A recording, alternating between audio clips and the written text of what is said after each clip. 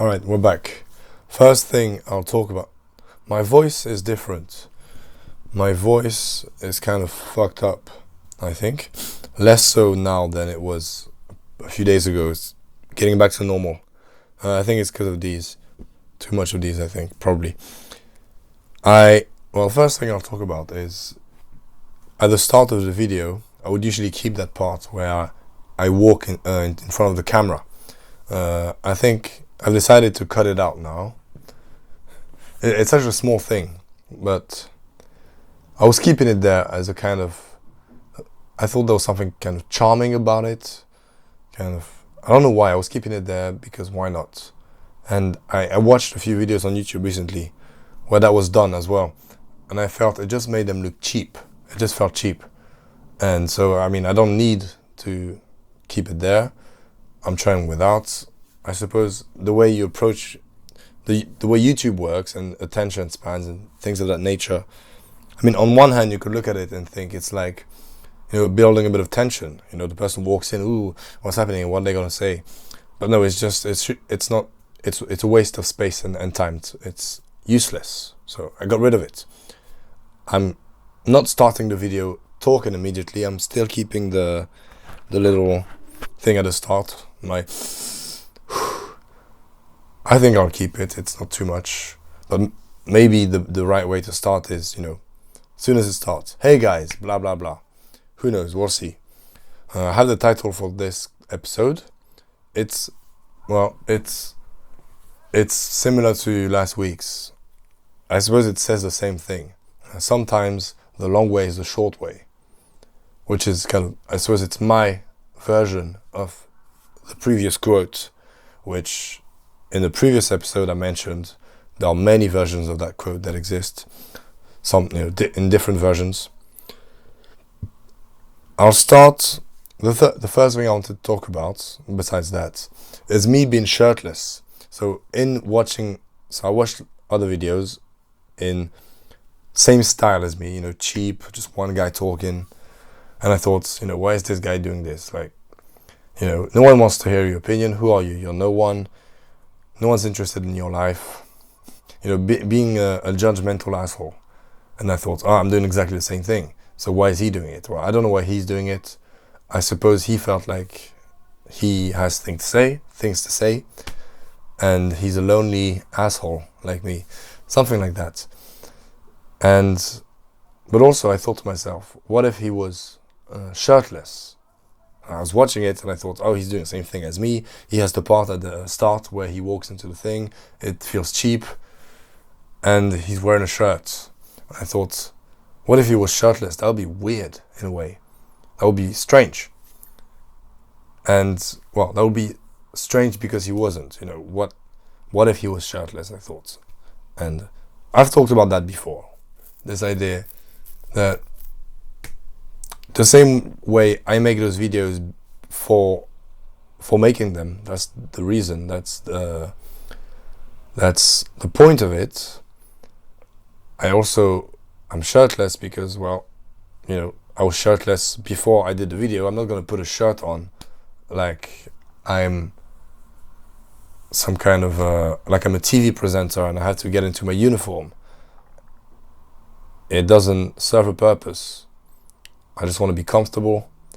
Plus I have to close my window when I'm doing this for the sound. So fuck it. I'm always shirtless, so I might as well just still be shirtless. So once again, I thought, I understand how someone might stumble on this video and think, what the fuck, why is this guy shirtless? I know to a lot of people it's something strange. Even when I wear shirtless shirts, people are like, that's kind of weird. Are you trying to show off or something? No, I'm just trying to be comfortable. So here I am, comfortable. I'm actually in my boxers, which might prove to be a mistake. I'll have to watch the whole video before I upload it, because if I move, actually, is this... I don't think with the angle this could hide anything. Plus I'm wearing black trunks, so my little pasty white skin is going to show. So I had to be careful. I can't move too much. But so on the shirtless thing, and then I thought I talk a lot about him, Andrew Tate. he does a lot of videos shirtless, and I watched them, and I don't think anything is strange. And he has a very, he's very big and strong, and he's got a tattoo and everything. I don't think for 1 second, he's trying to show off or something. It just seems like similar to me.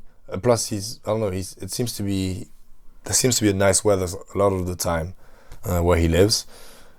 He's just in his trunks all day. He just likes to be comfortable. Like, I've seen him in these just weird, childish trunks. He looks a bit stupid, but at the end of the day, he's just being comfortable, and it looks totally natural when he does his podcasts and he's shirtless, because it is natural to him, right?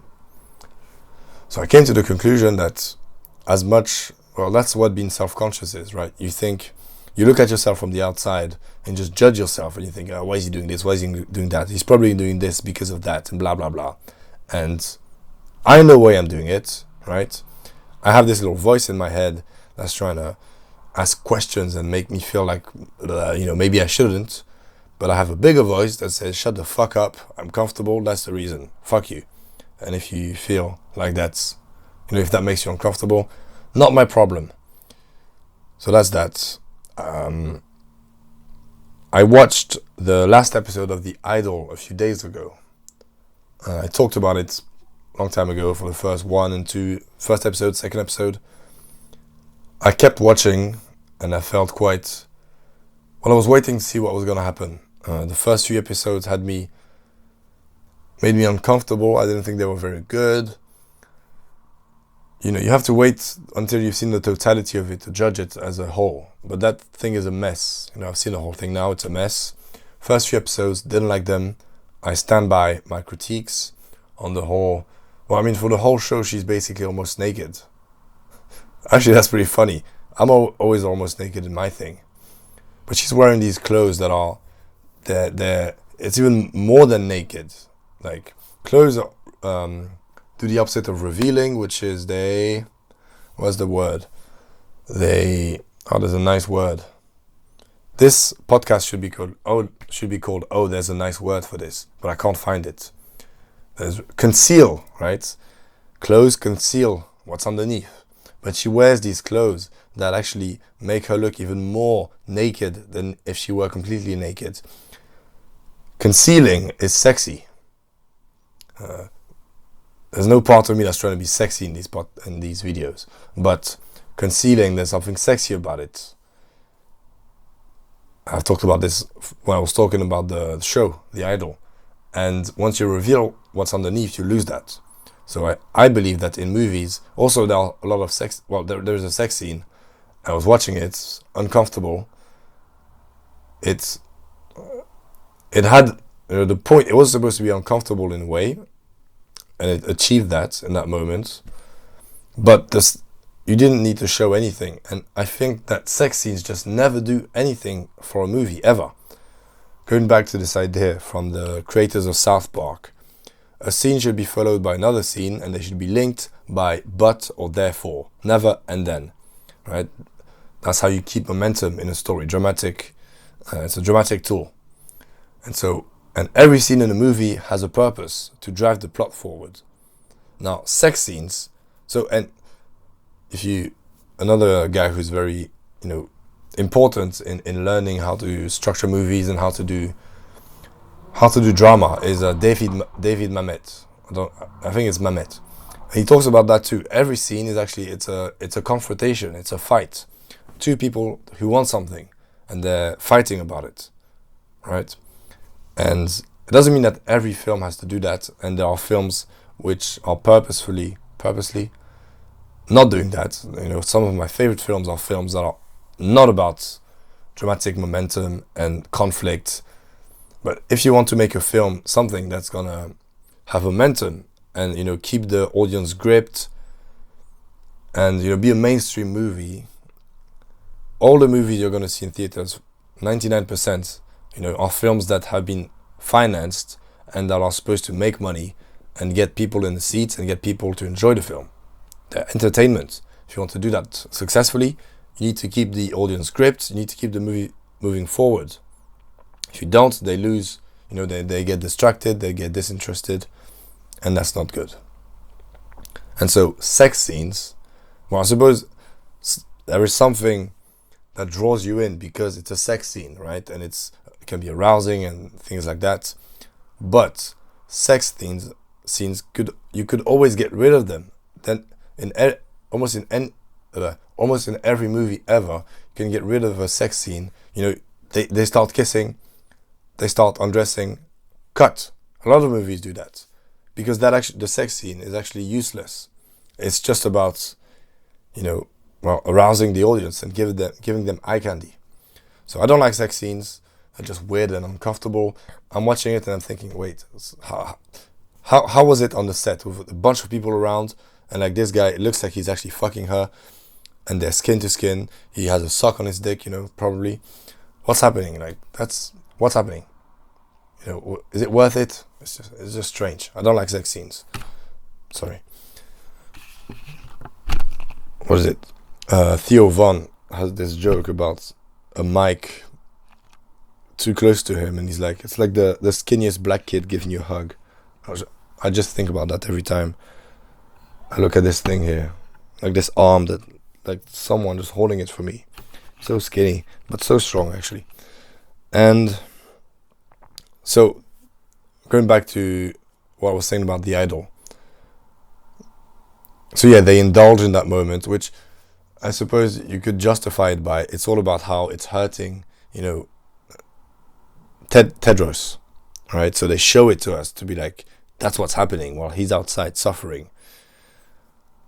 Still, could have implied more than need to show that much. But as I was saying, she's wearing these very revealing clothes that are not sexy at all, right? Because they're not actually concealing anything. They're just disgusting, really. Especially since she's wearing them all the time for 100% of the movie. Every time we see her, she's either butt naked or she's wearing these things that it's just weird. I don't like it. But what I'll say is, although the show is a mess and most episodes are not really good or not very entertaining and they're annoying and disgusting. Well, one thing, there was a lot of publicity about how it's torture porn and the cast was treated badly and it's not tasteful, the film. Fuck these people, okay? The point of the show, which is basically a 6-hour film, is that this cult, grows. Well, this existing cult enters her life and takes over her house with these fucked up people who make beautiful things, and it's weird and it's fucked up and it's strange, and they have these weird practices. And at the heart of his art, Tedros, is torture in a way and psychological warfare with his talents. There's this scene where he's tasing, like he has this electronic device on a guy and he's tasing him. And yeah, it's uncomfortable to watch and things of that nature. But I think most likely all of the bad publicity, all publicity is good publicity, as they say. All the publicity was created by HBO to drive, people to watch their show. Because there's nothing about the show, really. And even the behind the scenes, when I read about it, it seems like it's all a lie. There was nothing that controversial or that crazy. It's very uncomfortable at times and things of that nature, but it's for a reason. That's the world that they're trying to paint. If it's like, have you seen? This is so mild. Have you seen films by what's his name? The guy who made Holy Mountain. Have you seen Holy Mountain? And was it 120 Days of Sodom or something like that? I haven't watched that one, but I don't really want to. It seems too disgusting. But I've seen plenty of disgusting films, okay? And this was nothing in comparison. So yeah. I'm thinking the bad publicity and all these news had more to do with actually getting people to watch the show than anything. If it was actually people saying this is, crossing the line, then these people don't know what they're talking about. Now, the last episode, I thought, was by far the best. It made me feel a lot of things. It was very gripping. You had these twists and turns, emotional twists and turns when you're watching it and you're thinking, oh, I hate this guy, I hate this. And then all of a sudden you're like, well, I don't really like him, but I hate the other guys even more because of what they're doing. It was interesting how they were depicting the whole industry, the way it works, where it's just, it's just business at the end of the day. It's people trying to make money on one hand, and people who are not able to do it by themselves, but who have skills that, who have talents, who are artists. And so at the end, I was very much on Tedros' side when everyone betrays him. And I feel like they did something I was criticizing, was how the characters were not really three-dimensional and how they weren't really going into the characters too much. And it seems like when the show ends, it seems like, for example, the main character, whose name Jocelyn, the fact that they didn't really go inside of her mind too much and show her how she felt. The reveal at the end is that she's in control, right? And so that very last shot, looking at her in control, so to speak, her crowning moment, I thought to myself, oh, like, I don't know her, I don't know who she is, I have no clue of what's going on in her mind, besides the big, oh, my mama died, it's horrible, blah blah blah. Besides the big moments, we don't really get to know we don't really get to know the characters too much. But her specifically, the fact that she's quite enigmatic throughout, when she gives her last line in the movie, it's like Kaiser Soze, oh, okay, it's like that. She was in charge all along. Not that it's necessarily the case, but she was in charge much more than we thought. And it felt a bit like Phantom Thread, the last episode. The last episode was everything, really. You could say that the previous episodes were trying to build to that, but I didn't like the previous episodes at all. That last episode was quite good. And it goes back to the thing I highlighted in, I think, in the first episode, when she says, I want to be taller than him, which was a line that I really liked. And it turns out it's a very important line, because throughout the show, Tedros is in control. He's getting out of her, he's getting the good shit out of her, we'll say.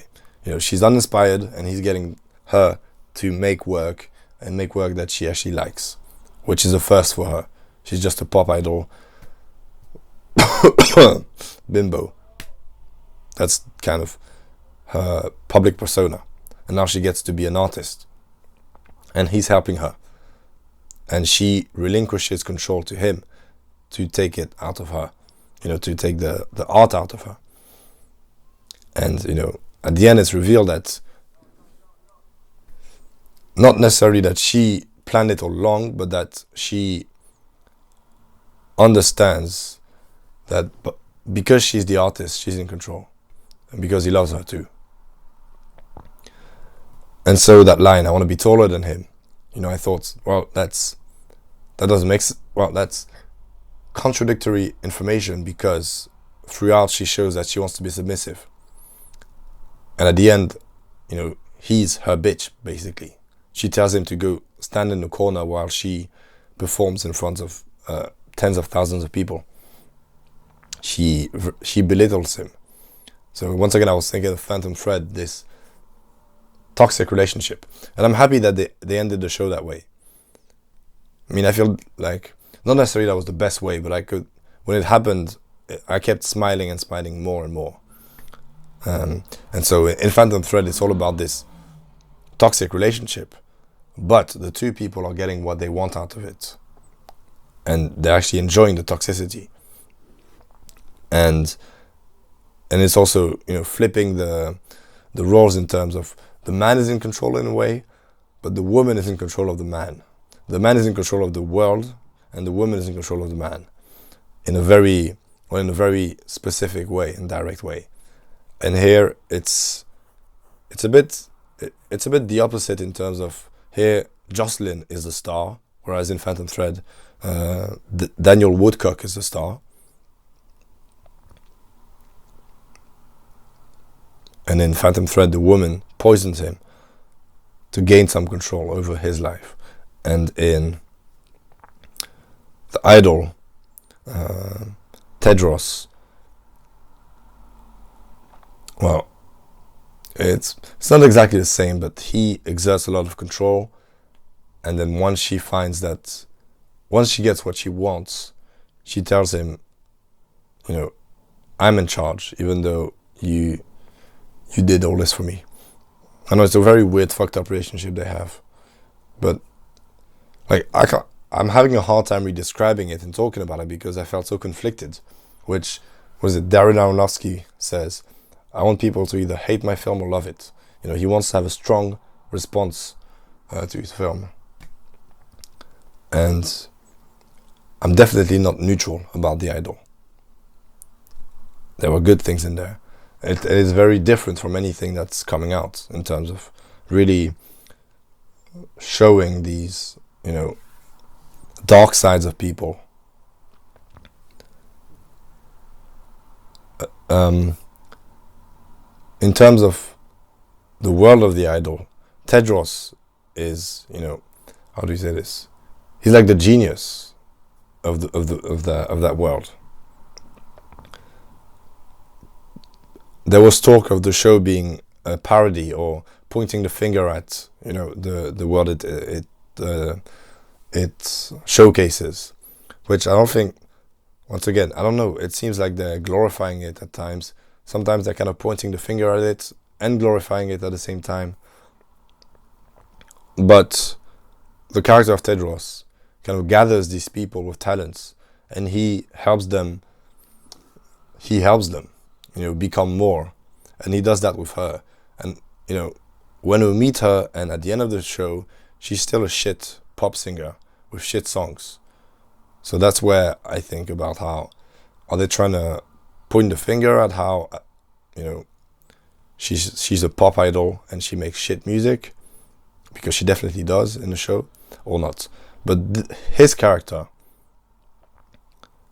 isn't shit in terms of he's a person who is able to identify true talent and to nurture it in his fucked up way. So he's definitely the most interesting character in the show. And he goes from being so powerful to so weak and lost. I think The Weeknd is a really good actor.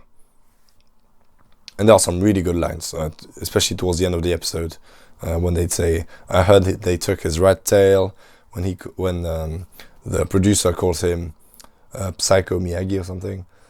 That was funny. But yeah, The Idol, I think I'll leave the show at that. I won't really, I don't know. Don't have much else to say, and I'm not that interested in going back into it. Another thing is, I realized these episodes are very repetitive because I'm talking about the same things in different ways. I have these, ideas floating in my mind, and I keep going back to them. I've realized I'm a really good actor. Now, I'm talking about a subject I mentioned before, but very much on a different angle. I mean, in real life, in everyday life. So I've talked about my desire to learn to act on one end in the past, and I've talked about the fact that I am not who I am or who I appear to be at the moment. That's who I am now, but I know that in a few years I'll be much different, and so I don't define myself as this limited, person that I am currently. I know I'll be much more, and so I don't feel I embrace the fact that at the moment I'm just that. So these two ideas, kind of meet in the middle in this sentence. I realize I'm a very good actor. And what I mean by that is there's this film with Liam Neeson. There's probably more than one, actually, because he's like me. He likes repeating himself. This film where so if I remember correctly, I definitely don't remember it correctly. It's not a very good film. He's some guy. I don't remember it at all. But the plot twist is that he was a spy, a double agent, and he forgot his true identity. And I think that might be the plot, is that he gets into an accident and forgets. No, but that's a bit too much like Jason Bourne. I don't know. He gets into some kind of accident. I guess it's like a shortened version of Jason Bourne, maybe. Anyway, the plot twist is that he forgot that he was some kind of spy. I remember the way the movie starts is that he goes back to his hotel suite and no one recognizes him and all these things, and he's like, wait, what a minute. So I think he gets replaced in his job because he was failing or something as the spy. But so he's a spy who forgot who he was and who thinks he's this kind of more mediocre guy, just normal pedestrian, civilian, right? When actually he's this really big deal, smart, dangerous spy. But he forgot. He thinks he's this guy who's not that much really. And I think it's the same for me in terms of, once again, it's just coming to the thing I mentioned earlier from a different angle. I've convinced myself that I'm introverted, I think that's the main thing, that I'm introverted and, stifled and all, blocked in. And I did that through a lot of practice, many years of practicing being that character who's uncomfortable, with talking, with opening up, with doing all these things that you associate with an introvert. I learned it. I wasn't born that way, and I am not that. I just learned through decades, literally, to just close off and to not do certain things. And so I'm not good at them now. And I like to call that acting. When I go out, when I go to work, meet my colleagues and everything, they're not meeting the real me. They're meeting this actor who's introverted, who's this, who's that, who's, inconsistent, who doesn't stick to, his beliefs, who does these things that are not good for him and he knows it. I play that role because I've learned to play that role for many years, through a lot of practice. And I just need to reverse engineer that. And so, when you have to tackle a problem, I think there's another quote. 50% of solving a problem is 50% of finding a solution, an answer is identifying the correct question. I think that might be it. This idea that half of the job is identifying what the actual job is. You want to,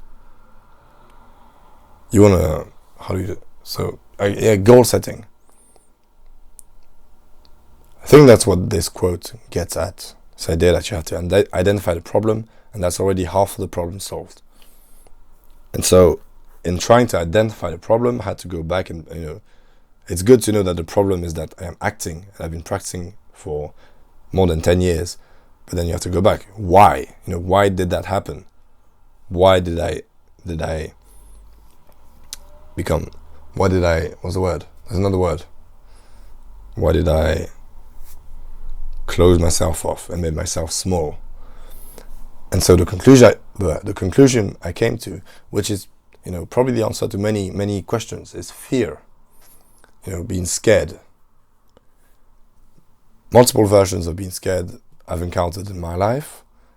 Obviously there's the fear of being, rejected, made to look ridiculous. And so, if you're scared of something, you need to go towards it. And this is a problem I've been trying to solve actively for two years now. When I think about it, I got my first job. It was October 2021, I think. That was my first, real step in trying to solve this. October. So it's pretty soon, it's going to be 2 years. So pretty much for the past 2 years, I've been trying to take steps to solve that. I have reached many plateaus. I have been on one for a while now. I used to be very proud. Well, it made me very proud to progress, make steps in the right direction. And I have stopped for a while on that specific. So in terms of tackling that problem, specifically at work, using work to tackle that problem. Recently, I've been stuck on a plateau, not evolving. Where the fuck am I going with this? I'm an actor. I need to go back to my real self. So yeah, this exercise is one of the, big things that I do to solve that problem. This thing here. And we'll talk about Andrew Tate again. Because I am obsessed. I watched a lot of his videos and I try to understand, how he's how he's so good at this. Exactly what I'm doing now. Just talking. He's aggressive when he speaks. Right, so I'm trying to put a bit of that in the way I speak. And sure, for the first, for a few episodes, it's going to come off weird. And I'm not talking, he's ranting all the time. I'm not really ranting. But I watch the episodes, give myself feedback. Just sounds so fucking boring. I'm sure I'm sounding quite boring right now too. Hopefully less than last episode. But I think the way to get, to the right level of delivery is I have to go too far at first and then I'll start putting it back. So I'm not going far enough now. Maybe I should... Oh, my fucking throat. Maybe I should just rant, actually. Maybe that's the way forward. Next episode. Just a 1 hour rant. Just being aggressive. Actually, this little, skinny arm is blocking my right arm. I can do hand movement to the left, but with the right I'm a bit restricted. Maybe next time I put it there. It's going to look very strange. Maybe I couldn't find a way to attach it to the ceiling. It's like, I don't know, learning just to do hand gestures with my left hand. So, I need to have more energy when I speak. I've identified that problem a while ago when watching these videos, and I need to make an effort. I need to be more energetic.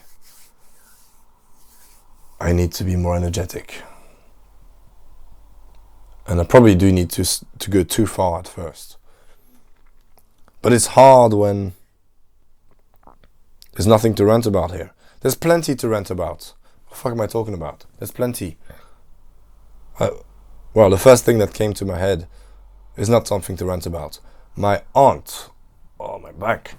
My aunt found my uncle. Right? What the fuck does that mean? My uncle had disappeared for the past 3 years, something like that. And my aunt went in search of him, just like a movie. She tracked him down. And my aunt she's not the most adventurous person in the world. She's very much unadventurous in terms of taking risks and, doing things that might be, dangerous or things like that. She's not that kind of person. I mean, this would be very good for a movie, because she's very much that person that sticks to her routine and her life and doesn't really go outside of the lines. And she tracked him down and she found him.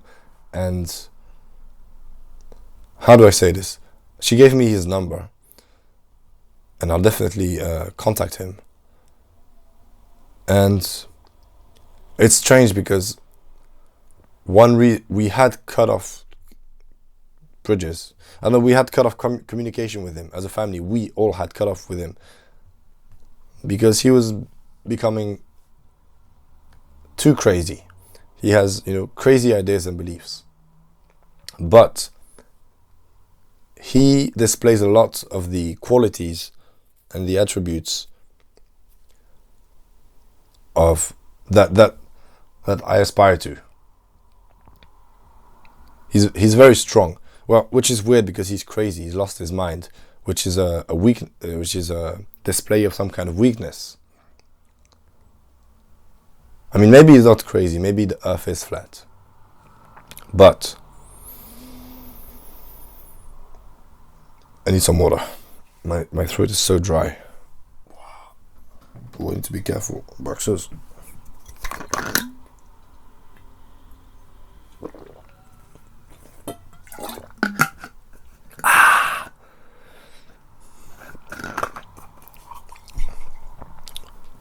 yes, I need to talk to him, but it's gonna be very difficult because he has a tendency to rant about his crazy beliefs, and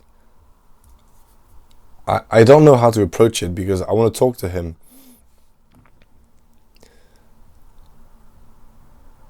I want to talk to him, right? Just have a conversation, hopefully a productive one, and learn things. But it's very likely that he'll just go on a rant about things. And he has this very authoritative way of speaking where he's not really interested in what you have to say. He just wants to give you all this information that he knows about things. And he's not, it's not really a dialogue. And when I was younger, I would kind of accept it, or I would challenge him, but I would very much play his game. And now, one thing that's at the forefront of my mind is that time is very precious. This idea that, I'm 24, I have my life ahead of me, I'm in good health and blah, blah, blah, problems are for the future. I don't think that way. I haven't for a while. Time is of the essence. Time is running out. I am dying in real time. I don't want my life to go to waste. I don't want to be, I don't want to live with regrets. So the idea of a 1 hour call where I'm just being told all this bullshit, it's like, fuck that. If he starts ranting, I'll tell him, if we can't have an actual conversation, I'm not interested. I haven't talked to him in around 2 years, I believe. So, I can't just be like, yeah, fuck that, goodbye. So, I'm not sure how I'll approach it to let him know that, I care about him, I want to talk to him, I'd like to have a relationship with him. When you say the word relationship, I don't know why, it seems that people are not really good of the meaning of words, right? I mean, hopefully you people listening will know what I mean by that. But I know that there's people who think that relationship is being a couple, right? A relationship just means a relation between two people. I have a relationship with my brother, with my mother, with my father, as in we are related in a way. I don't know, we are connected in a way. My brother is my brother, my mother is my mother, blah, blah, blah. Anyways, I want to have a relationship with him where I can talk to him because he's very smart, educated, somewhat wise. He's interesting. So, I want to let him know these things, that I would like to be able to communicate with him, regularly.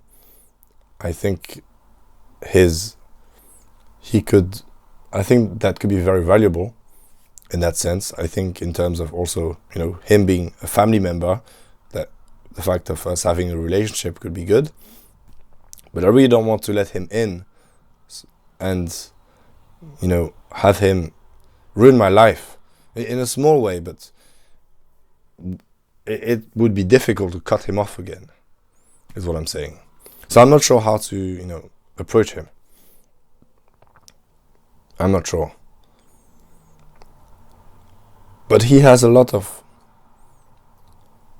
what's the word? I suppose you could say attractive qualities in terms of he's someone like, it's a bit difficult to say this, but I don't know, role models, father figures, right? We all know that men, I'm a man, right? I don't know about the other sex, I'll talk for myself. But as a man, I know that it's important to have a father figure and a person who you can talk to, and having a mentor to, right?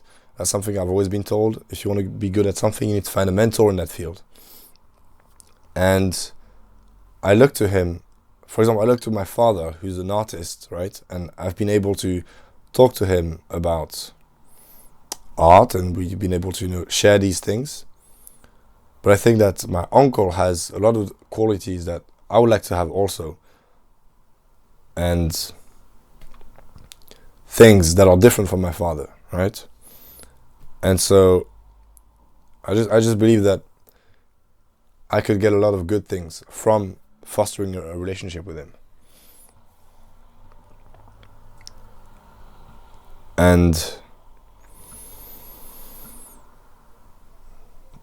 I feel like I've lacked that's what's difficult to say. I feel like I've lacked that in my life. It is difficult to say because I love my father, but I haven't lived with my father. Well, I don't remember really living with my father. I remember, snippets of moments, and those moments were actually just arguments. I only remember arguments between him and my mother before they separated. And then after that, I had a stepfather, and we didn't have, a strong relationship. It was complicated and difficult at times. The bottom line is, it's weird and it's difficult to say.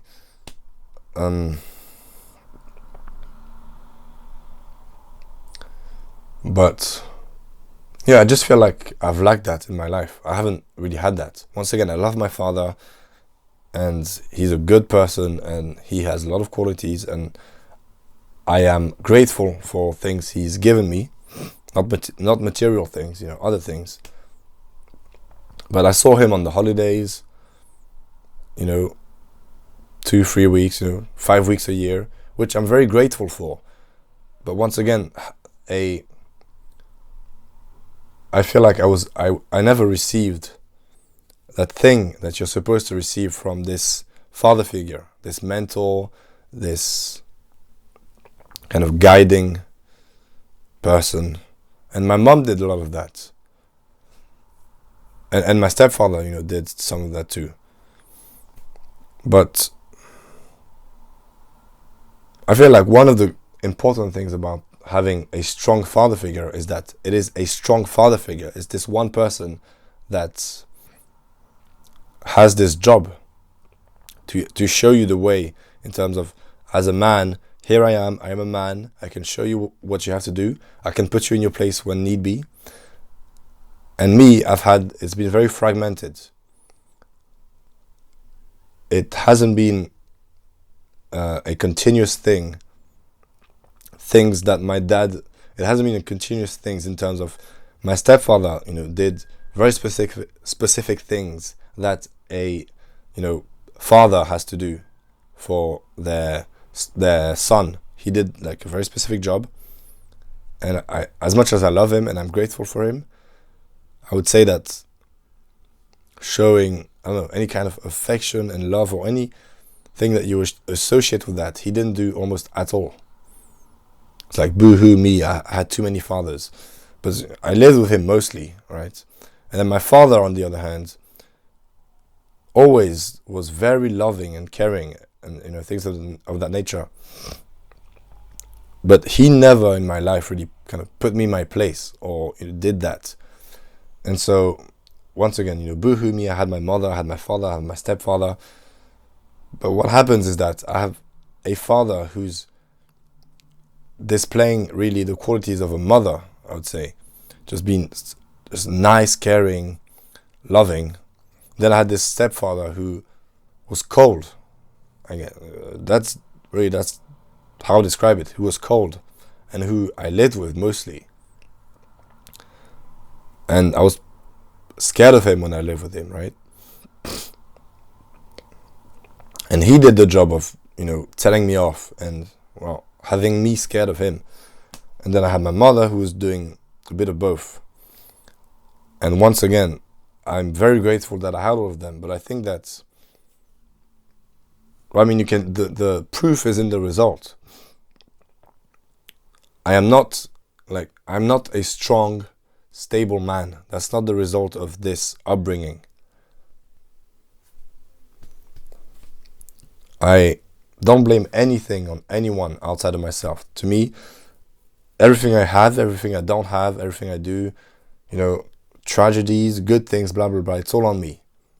Right? I'm working on bettering myself and blah, blah, blah, because I believe that it's all on me.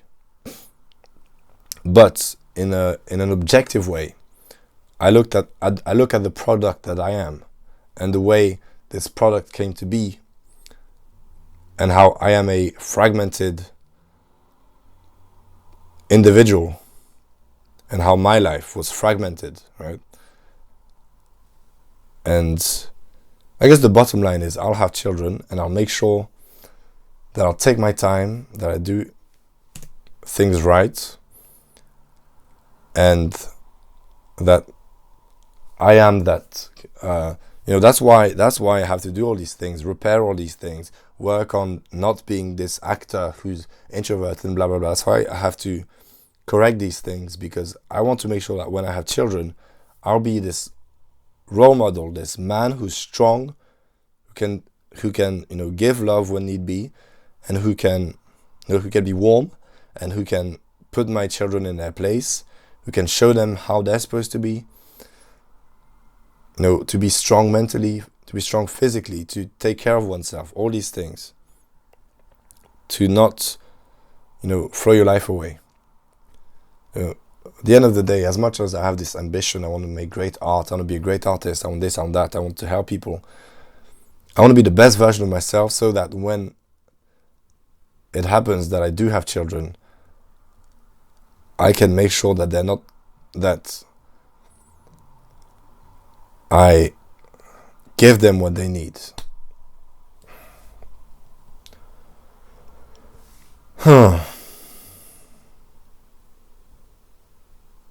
So yeah.